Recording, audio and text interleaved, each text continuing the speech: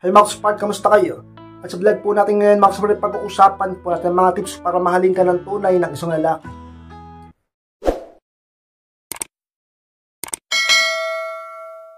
At kung handa na kayong lahat, masarap po tayo. At muli, be inspired!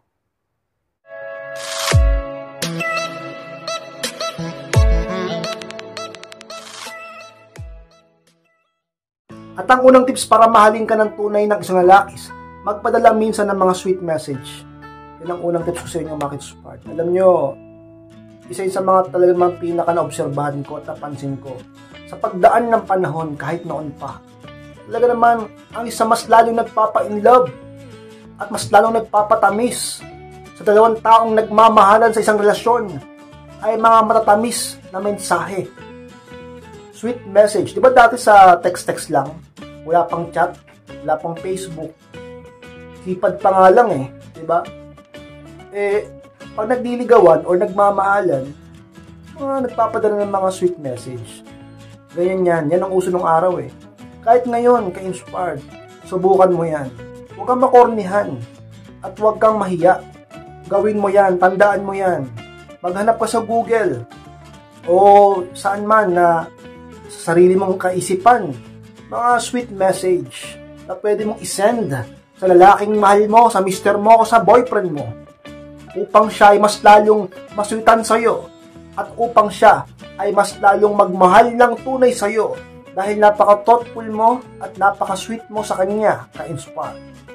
At maraming tips, Max Part, para mahalin ka ng tunay ng isang lalaki, tulungan mo siya sa kanyang mga pangarap. Yan ang pangalawa, ka-inspire. Pag sinabing tulungan sa kanyang mga pangarap, sa maraming paraan. Baka kasi ang unang naiisip ng iba, tulungan sa pinansyal, sa pera. Lahat ba ng bagay na dadaan sa pera? Pwede mo siyang suportahan sa sa pagpapayo, diba? Tulungan siya sa kanyang mga lakad. Tulungan siya sa pag-iisip ng plano at pag-iisip ng mga idea. Ang iniisip ng iba, puro pera, ganyan. Hindi ganyan, ka-inspire. Siguro matutulungan mo sa bagay na yan, pero wag sobra. Alam nyo, kailangan ng mga lalaki ng babae na talaga namang magiging supportive sa kanila, magiging cheerful sa kanila. So, supportahan sila, magpapakita talaga ng inspirasyon sa kanila. Palalakasin ang loob nila. Hindi yung babae na yun pa ang talaga namang nagdudulot sa kanya ng stress dahilan kung bakit nawawalan yung lalaki ng ganang abutin ng kanyang mga pangarap dahil sa'yo, sa attitude mo. Kaya ka-inspire kung ganyan. Tulungan mo ang partner mo, ang lalaking mahal mo. Dahil pag nabot niya yung mga pangarap niya, sigurado ako pati ikaw damay. Giginhawa ka din. Sa mga talaga namang kapag nakita ng isang lalaki sa'yo, ay mas mamahalin ka niya ng tunay, ka-inspire. At mga tips, Max Part, para mahalin ka ng tunay na lalaki, maging maayos at marunong sa pakikipagtalik. Yan ang pangatlo, ka-inspire. Baka nagulat yung iba, ka-inspire, ba't naman pakikipagtalik, pakikipaglabing-labing? Alam nyo, may impact talaga yan sa isang relasyon. Naniwala kayo sa hindi, totoo yan. Kasi, pag hindi okay ang inyong labing-labing, o ang inyong pagtatalik, diba? Ka-inspired, nakakabawas siya ng gana at saya sa inyong relasyon. Oo, mahal nyo ang isa't isa, mahal ka niya, mahal mo siya, pero meron diyang meron niyang impact May talab yan, may something dyan na nababawasan sa inyo. Ka-inspired, kaya dapat marunong ka. At dapat maayos ka sa labing-labing sa lalaking mahal mo. Dahil kapag maligaya kayo sa bagay na yan, sigurado ka-inspired, mas lalo kanyang mamahalin. At mga apat na tips, Max Part, para mahalin ka ng tunay ng lalaki, mag-update lang ng sapat, wag sobra. Yung pang-apat, ka-inspired yung iba sa inyo Sobra-sobra ako mag-update, sobra-sobra ako magparamdam, palaging available. May't maya nagchat-chat, may't maya nagsisend ng message, may't maya nagte-text, may't maya nagko-call. Laging talaga namang ka-inspired, napakakulit mo. Huwag kang masyadong mag-update. Tama na mag-update ka. Magpaalam, magsabi, pero wag naman sobra. Kasi ang OA nun, at hindi gusto ng lalaki ng ganun. Mas gusto ng lalaki yung may pagka-mysterious ka. Yung makikurious siya kung anong ginagawa mo. Iisipin ka niya kung kamusta ka. Ganun. Nagcha-challenge siya. Gusto ng lalaki na siya yung nag-e-effort at naghahabol at nagtatanong sa'yo. Hindi yung laging ikaw. Yung iba sa inyo masyadong aggressive ka, babaeng tao, napaka-aggressive. Kala mo, mauubusan ng lalaki sa mundo. Oo, alam ko mapagmahal ka, sweet ka. Pero ilagay mo sa tama, dapat balanse lang, huwag sobra. Tandaan mo, babae ka. Kaya inspired sa mga talaga namang tips ko sa inyo upang mahalin ka ng tunay ng isang lalaki. Mag-update lang ng sapat, huwag sobra. Upang ang lalaki ay magkaroon ng pagkakataon sa sarili niya na isipin ka, hanapin ka, at siya naman na mag-effort upang malaman kung kamusta ka at mas lalo kanyang mahalin at ibigin ka inspired. Ano ba naman tips mga inspired para mahalin ka ng tunay ng isang lalaki? Minsan ikaw naman ang gumasto sa date nyo. Napalima ka inspired. Alam nyo, bibihira lang dito gumagawa nyo ngayon. Sa totoo lang.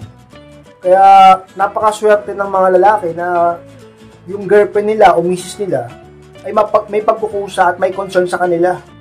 Yung ibang babae, talaga naman feeling Disney princess Feeling prinsesa, feeling reyna. Talaga naman ka-inspired, huwag ka maging ganyan.